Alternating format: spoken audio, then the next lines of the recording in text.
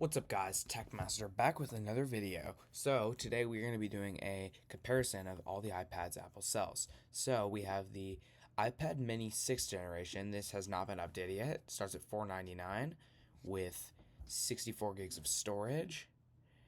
Cellular, you add $149. Wi-Fi starts at $499. The 256 gig goes up to $799 with cellular, obviously. And that's an expensive mini. $800. Let's think about that. We have the regular iPad, which has just gotten a price reduction to $349, and then 64 starts at $499 for 256. We get $499 and then $649 for cellular. That's pretty good. We have the new iPad Air with the Apple M2 chip. This starts at $599, but you get 128 gigs instead of 64, so this might be okay for most people. And then it goes up to 1 terabyte of storage for $1,100, which this is actually a really good deal if you want a 1 terabyte iPad, because this is actually a way better price. It's $500 less expensive than the iPad Pro.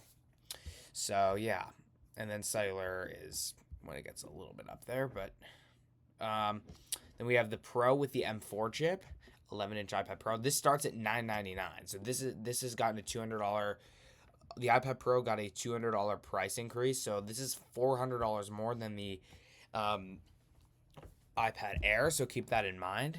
It does start at 256 gigs, but still, it's quite a bit more expensive. So we come in the space black finish.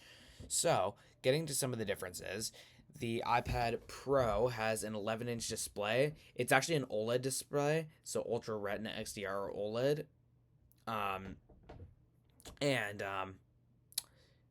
Yeah, so we have ProMotion technology, anti-reflective coating, nano texture display, all that stuff. The Air has an 11-inch liquid retina display, not an OLED. It doesn't have ProMotion, but it has most of the other specs: P3 wide color, true tone, and anti-reflective coating. The 10th generation also has a 11-inch or 10.9-inch liquid retina display, but it doesn't have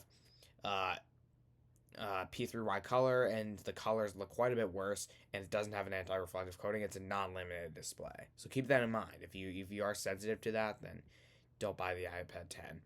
Now on the performance side, the iPad Pro gets the massively improved M4 chip. If you really need all that power, then buy it, but it's so overkill. I have the M1 iPad Air, and I can barely use all the performance. It's so flawlessly, even at 60 hertz. The iPad Air has the M2 chip, the updated M2, so it got a 1-gen upgrade from the previous Air, which is now discontinued. And the iPad 10 gets the older A14 chip from the iPhone 12. So, in the camera side, the Pro has a 12-megapixel wide camera.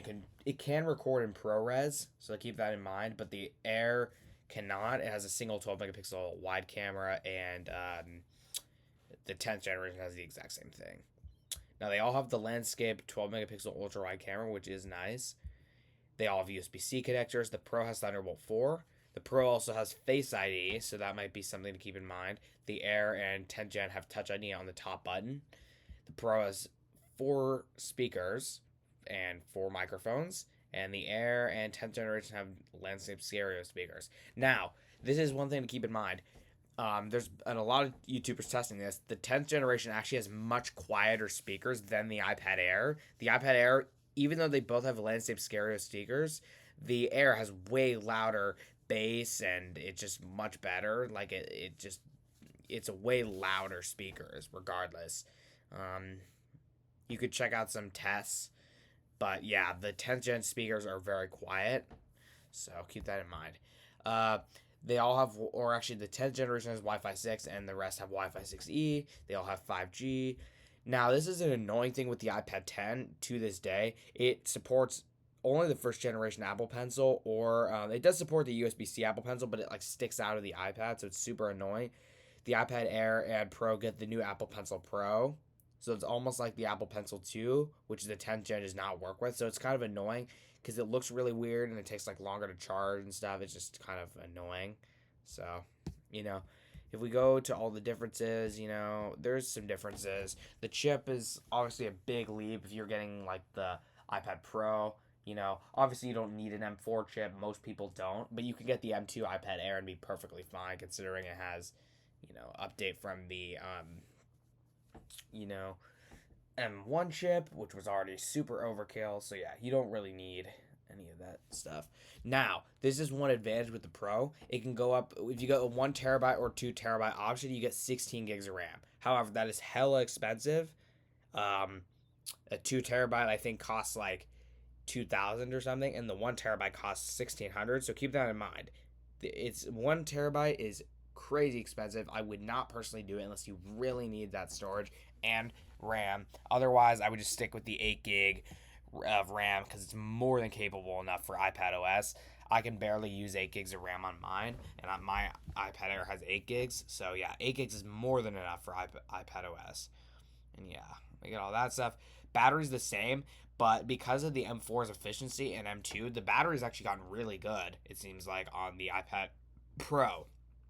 I mean, yeah, all of these have great battery life, but yeah, the I think the 10th generation will get the worst battery life out of because the A14 is way less efficient, and the battery of the iPhone 12s and all those ones, basically most devices with the Apple A14 chip did not get great battery life, including the iPad Air 4. So the 10th gen, it might have good battery life, but it's not going to have amazing battery life. Like the M2 and M4 iPads will get better battery life because of their efficiency. Yeah. So that stuff's usual. We don't really need to go over any of this. Cellular models. That's pretty much the same thing here. Yeah, so there's pretty much the exact same things here. So, what's my opinion? I think the iPad Air again is best value this year. You get 128 gigs for $599. That is great for most people, considering it has the Apple M2 chip. You know, the landscape camera, the Wi-Fi 6E this time around. There's a lot of good updates with it. So, and it supports the Apple Pencil Pro. That's awesome. I think the Air is great for most people.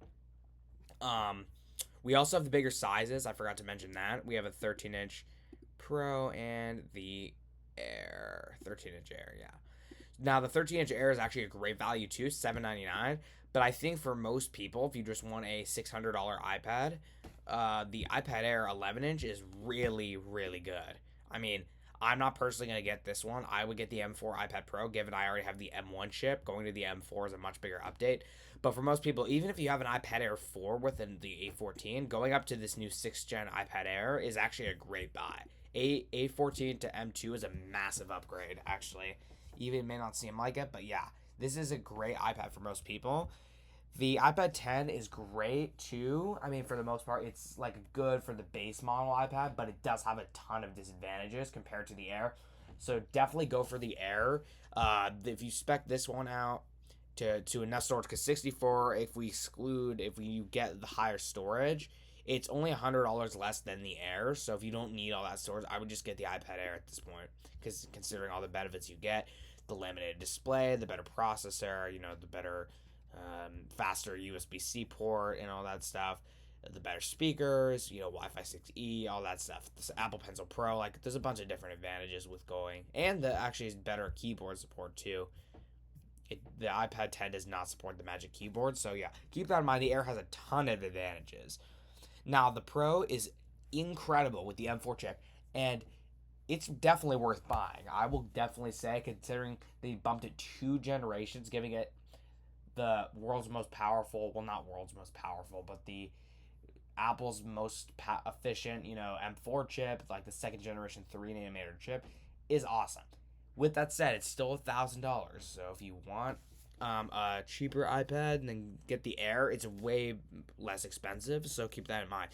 The Pro's for people who really want to do high-end video editing and stuff. So yeah, just keep that in mind. It is expensive. So, just be aware of that. But with that said, considering you get the ProMotion display, the M4 chip, the LiDAR scanner, ProRes, Thunderbolt 4-port Face ID, quad speakers, an exclusive space black keyboard. There is a crazy amount of advantages with the iPad Pro over the Air. So if you want those advantages, get the Pro. Yeah. Now with the Mini, I would honestly not recommend the Mini, at least brand new from Apple. If you want to buy this one from off Apple's website, and that's actually great. You can find it for like $350, but brand new, it doesn't really make a lot of sense considering this device is almost 3 years old at this point. I would just buy the iPad 10 because it's a much newer iPad than the Mini. Yeah, but yeah, the Air 11-inch is the best one. I will admit. Yeah. So I would say just get that one if you want it. Anyway, guys, that pretty much covers up this video, and I'll see you guys in the next one.